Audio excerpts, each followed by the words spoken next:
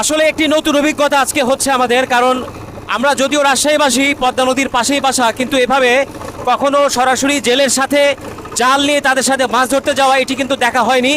আমরা চেষ্টা করব আজকে এটা দেখার। তো আমরা একটু কিনারে দেখানোর চেষ্টা করি। অলরেডি দূরে একজন বসে আছেন নৌকায়, উনি এই কাজই করছেন, উনিও মাছ ধরাতেই ব্যস্ত আছেন। আর আমি বলে রাখি দর্শকবৃন্দ যারা দেখছেন আমাদেরকে, এই সময়টি কিন্তু ভরা মৌসুম। পদ্মা পানিতে বা রাজশাহীর প্রায় সমস্ত নদী বা বাংলাদেশের সব নদী কিন্তু এখন ভরা থাকে বর্ষা মৌসুমে।